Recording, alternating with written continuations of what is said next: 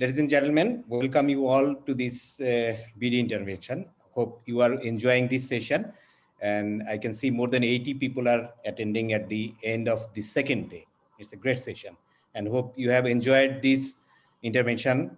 It was an exciting one, definitely, as everybody was enjoying it. Now we'll go for the session with heart failure. It's a heart failure session. We have got 5 speakers. We have got Professor Mohammad Khaliquzaman with me as co-moderator. I am Dr. Mohammedullah Firoz, and we have got some eminent cardiologists in our chairpersons list: Professor M. Nazrul Islam, Professor Shajol Krishna Banerjee, Professor Abdullah Shafi Mujumdar, Dr. N.A.M. Mominuzzaman, Dr. Rafiq Ahmed, Professor Chaudhuri Hafizul Ahsan, Professor Boren Chakraborty, Professor Chaudhuri Meshkat Ahmed, Professor Harisul Haq, and Professor Mirza Nazrul Islam. We have got a discussion panel, and Professor Prabir Kumar Das, Professor M. Shakil Ghafoor, Professor M. Mohsin Hossain, Professor Abdullahil Baki, Professor Liaquat Hossain Topon, Dr. M. Mukhlisur Rahman, Dr. M. Zulfikar Ali Lelin, and Dr. Muhammad Humayun Kabir are in the discussion panel. Ladies and gentlemen, we have got 5 speakers. They will talk on different aspects of heart failure. And after each speech, you can give us some comments and questions. And at the end of the session, we will also take some questions from you, and also from the comments from our chairpersons and discussants. Our first speaker is Dr. Jose Ramon Gonzalez Huanate. Dr. Jose Ramon, are you with us? Dr. Jose Ramon Gonzalez.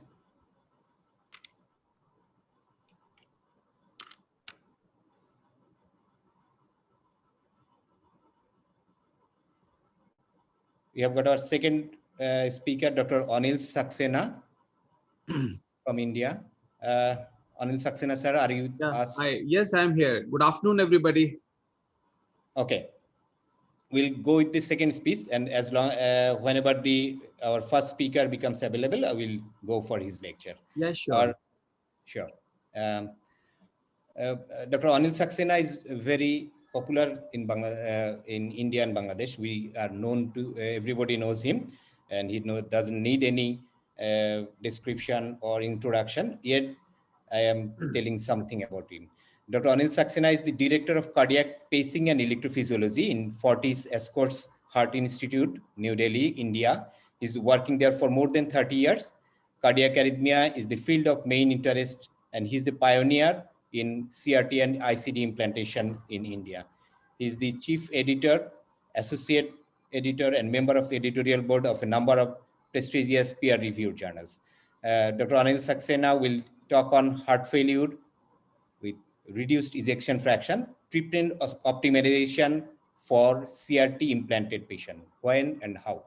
Dr. Anil Saxena, sir, it's your time. Yeah, good afternoon, everybody. First of all, I must thank for giving this opportunity. It's truly an honor.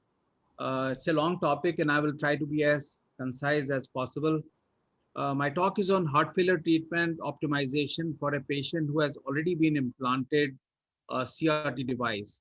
So how should we look after these patients? Without going much into discussion about the CRT itself, just a couple of slides.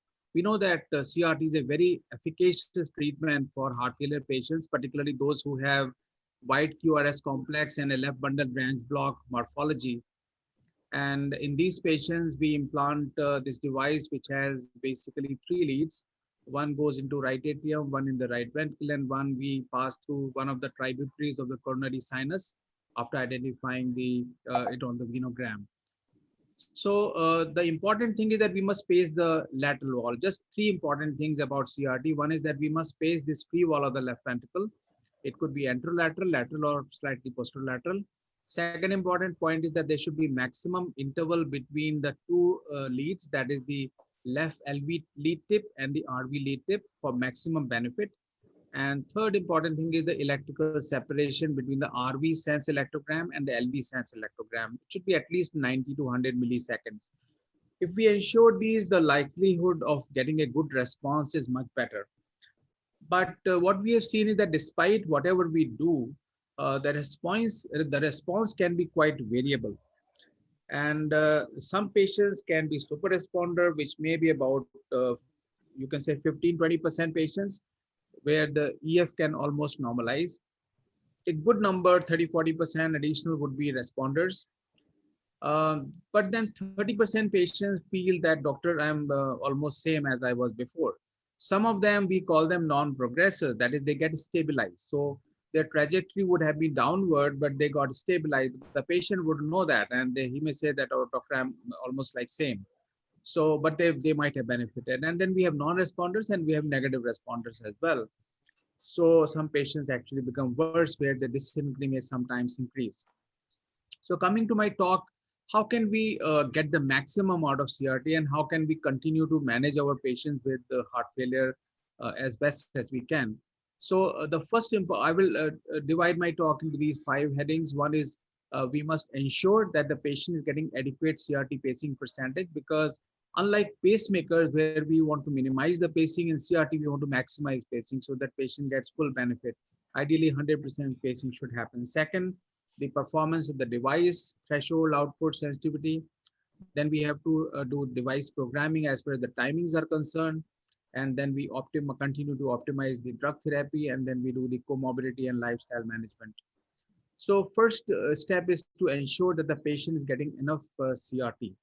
And there have been studies which say that at least 92 to 95% CRT delivery should happen before where we can expect a good response.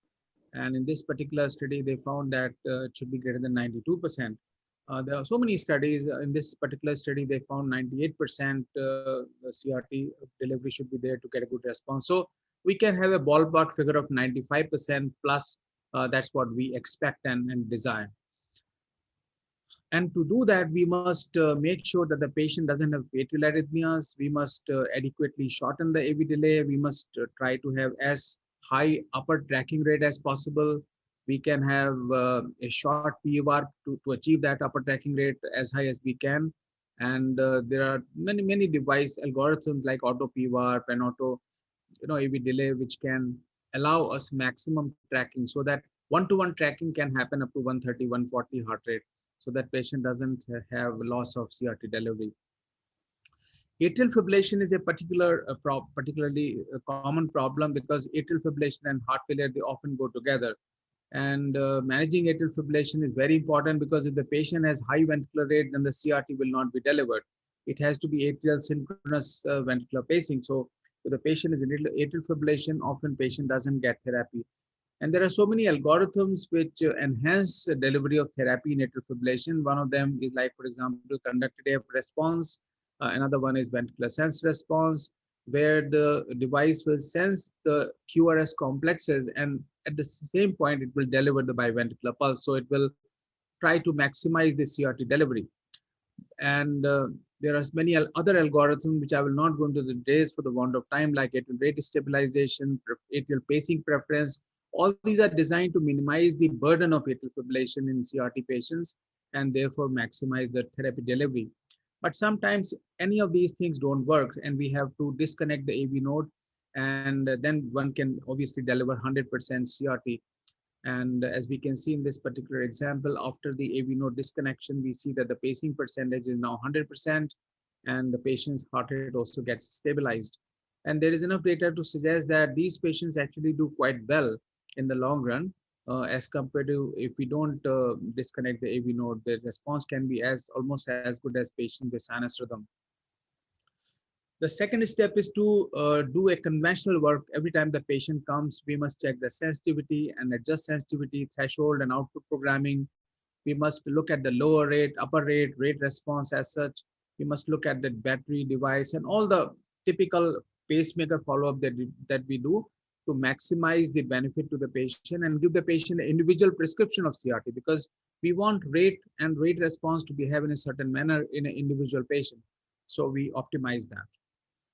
And of course, we do capture management. Most pacemakers now have automatic capture management, so they can automatically check the thresholds and adjust the output.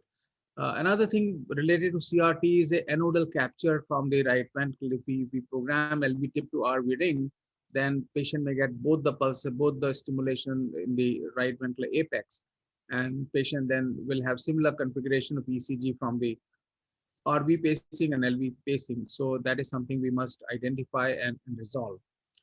And as far as possible, we are trying to now select the device with the quadripolar leads, the LV lead, which has multiple pacing points. And we can look at which vector is giving the best response. So there are multiple vectors possible, up to 16 to 20 vectors possible in CRT patients, the pacing configuration from the left ventricular lead. And we should do any study, either echo guided, or there are automated algorithms which help us solve this problem of two problems. One is pacing threshold, and of course phrenic nerve stimulation, because some of the patients with CRT, they have phrenic nerve stimulation, which also limits the delivery of the CRT. So this can help. And of course, the new devices have an algorithm called multi-point pacing, where we can pace on the left side from 2 electrodes instead of 1. That will increase the larger area of waveform, and it can further enhance the results of the CRT delivery. Next, we come to optimizing the timings and algorithms of the CRT. This is again a long topic, and if I have to very briefly mention, we must say that we must try to maximize the diastolic filling time, because that is where the ventricular filling takes place. We must minimize the aortic pre-ejection period to an optimum level, and we should try to minimize the mechanical dysynchrony, which was the basic problem for which we implanted the CRT. For that, we have to optimize the AV and VV timing. And in the optimization of AV timing, for example, we keep on reducing the AV delay till we find that there is a A wave is getting cut off, and that is the point where we go back 10 milliseconds, and we just try to minimize this pre-ejection interval to minimum, so that we have maximum efficiency of the left ventricular output. The VV optimization can be done. VV means between RV and LV stimulation. We can use either LVOT VTI, which is a surrogate for stroke volume. We can use dysynchrony as a criteria, or we can have QRS duration as a criteria. All are good. LVOT VTI is often preferred because it is actually direct surrogate of the cardiac output, stroke volume, which defines the cardiac output. And there are many automated algorithms in these devices. For example, the Senju device it had quick opt earlier, and which would measure the various timings, the atrium to ventricle sense timings, and ventricle pacing, LV pace to RV sense, RV pace to LV sense. And it comes with a set of desirable parameters, which have been shown in studies to match the echo guided parameters. So this is something that we often do. And now we also have another algorithm called from Senju Abbott, it's called Sync AV CRT, which does it very on a dynamic basis, on beat to beat. Every 256 beats, it will calculate these intervals and come up with the pacing parameters and automatically adjust. Medtronic have a similar algorithm called adaptive CRT, which also measures the intrinsic timings, conduction timings, and comes up with a set of parameters which can automatically optimize the AV and VV delay. So these algorithms can be of some help in some patients, but by and large, the device optimization has not shown to be very beneficial. There are no set guidelines, and most of the studies, they have shown equivocal results, and mainly because the echo guided parameters are not very reproducible from lab to lab. So that's the problem. The next important thing is optimizing GDMT, that is guideline directed medical therapy. Now, it's often seen that the patients, once they get the device, they often don't take their medicines properly. The compliance gets reduced. They feel that now they have the device, so they should not worry about their food intake, fluid liquid intake, salt intake, and of course medicines also. But that is not true. We must make sure that we emphasize again and again that we must continue the medical therapy, as well as the diet restrictions. And one important thing here I would like to mention is that in many patients after CRT, we are able to scale up the medicines. Instead of reducing them, we can scale up, because many patients who don't tolerate enough doses of beta blockers or ARNI or some other medicines because of hypertension or bradycardia, after CRT, we are able to scale up the medication, and they actually then benefit even more. So this is something to be emphasized to the patient, that the device can actually allow us to, on one hand, it can reduce the loop diuretics, but on the other hand, it can give us opportunity to increase the guideline directed therapy for modification of the disease process, that is like by the ARNI or beta blockers or MRAs, etc. So that is something which needs to be emphasized, and we must continue that aspect. And lastly, I would say that we must take care of the lifestyle and comorbidities. We must ensure good education to the patient and family about the heart failure, about the need to continue compliance, salt and fluid management, and we must recognize and treat precipitating factors like anemia, azotemia, arrhythmias, etc. We must look at other underlying cardiac diseases which are contributing to heart failure, for example, myocardial ischemia or valvular lesions, and sometimes some other cardiac disease. We must make sure patient adheres to the lifestyle changes and optimizes the body weight and continues exercise program. And of course, in many patients, we have psychological issues which sometimes don't allow us to quantify the benefit. Patient continues to say that he or she is not feeling well, which may be because of endogenous depression or some other psychological issues we must address.